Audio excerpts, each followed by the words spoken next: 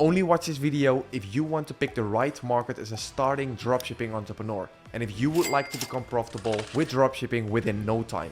In this video, I'm going to be breaking down and showing you exactly what markets you should focus on as a starting dropshipping entrepreneur in 2023 and beyond. And no, we won't focus on the markets where everybody else is focusing on. In 2023, you would like to stand out from the crowd. And that is exactly what we are going to do. So as you know, I am not going to be selling you any bullshit here. I only would like to ask you to grab a pen and paper and make notes. Afterwards, it's all about implementation, because without the implementation, everything that I will be sharing with you is useless. And that what I will be sharing with you is based on my past 4 years of experience within e-commerce that made me go from 182 euros on my bank account to doing over 3.5 million euros in online e-commerce sales. And it could be that there are other strategies out there that might work as well. But that what I will be sharing in this video and on my entire YouTube channel is based on that what is working for me. So with all that being said, let's dive into the good stuff. Yes guys, so what I will be breaking down with you is very important right now. So as you see, we have the cash flow positive countries and we have the profit generating countries. And I will basically go over them one by one. Plus I will be sharing with you all the pros and cons, okay? So first, starting off the cash flow positive countries.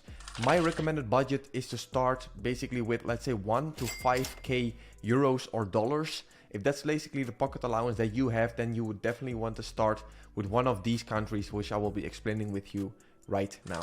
So the countries are the Netherlands and Belgium combined, Denmark, France and Belgium combined, or Australia and New Zealand. Why? Basically because of the payment methods, right?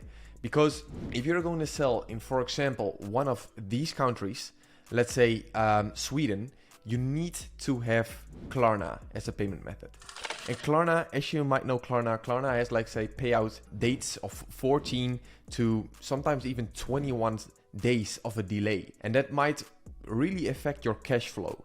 That is why we would like to focus on one of these countries where basically Klarna is not necessary and you have a positive cash flow. That's why we call it the cash flow positive countries.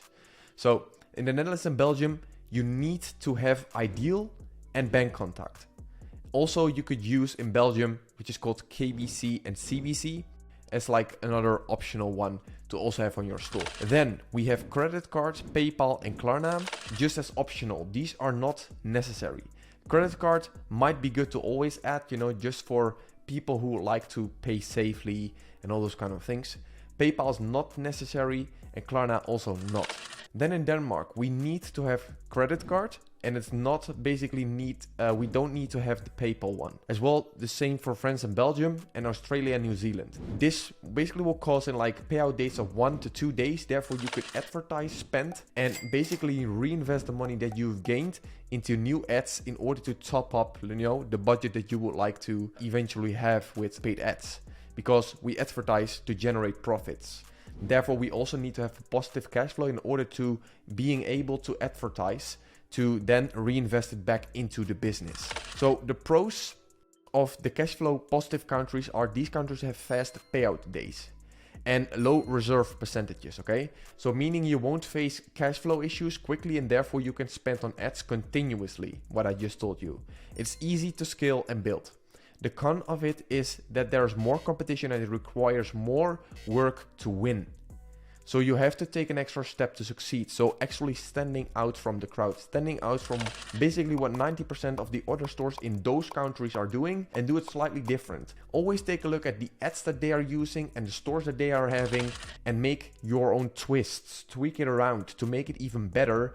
And that's where basically the point where you will also start winning clients for yourself. So having a website that stands out, better copywriting, better ads than competition, etc., etc. This is about the cash flow positive countries. Now moving on to the profit generating countries. These countries, quick disclaimer, are very, very, very good if you have a budget of at least 5 to let's say 10,000 euros or dollars and that you can basically just invest into the business. In Germany, Norway, Sweden and Finland, it is basically required to have Klarna everywhere. Because that's their number one payment method. If you don't have it, you will see your conversions drop and that's definitely not what you want, right? So therefore, we are focusing on, in Germany, credit card as a payment method, PayPal and Klarna. Those are the necessary ones. okay? In Norway, you should have Klarna and credit card, and PayPal is basically optional.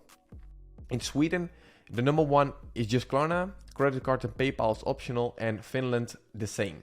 Klarna is required and credit card and PayPal are optional. But I always recommend you to just add PayPal, a credit card as well, because it could be that some people are just having basically their credit by hand and they can start paying with that as well. So the pros about these countries, the profit generating countries, are these countries have less competition, of course, because not everybody is allowed to actually use Klarna, or they don't have, let's say, the pocket allowance to spend continuously while people are paying with Klarna, and you have payout dates way later on, right? It is easier to find profitable products because of that, and people living here have a higher buying power. As you might know, Germany and the Scandinavian countries are one of the most wealthy countries in the world, and therefore it might be a very good pick to just go for one of those countries if you also would like to generate a lot of sales with maybe, you know, your store, because they can just allocate more on, let's say, higher value products, right? So they have a high buying power, and because of the fact that these countries are the most wealthy in Europe, like I said. The con of it, the downside, is that cash flow could be an issue.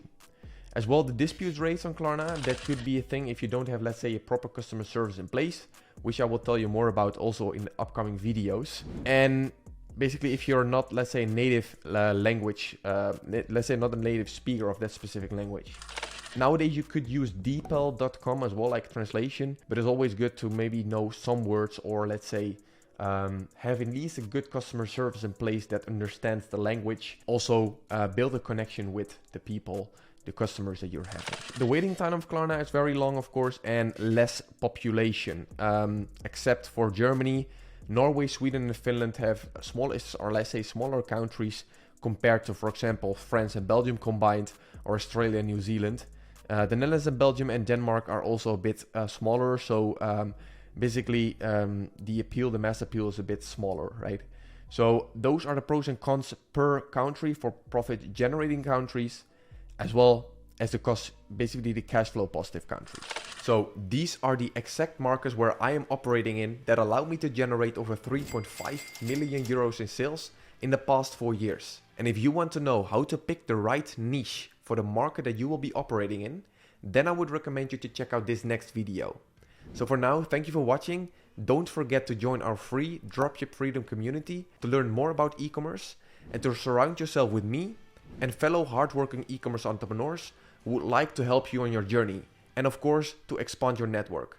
So for now, thank you for watching. See you in the next video. Peace.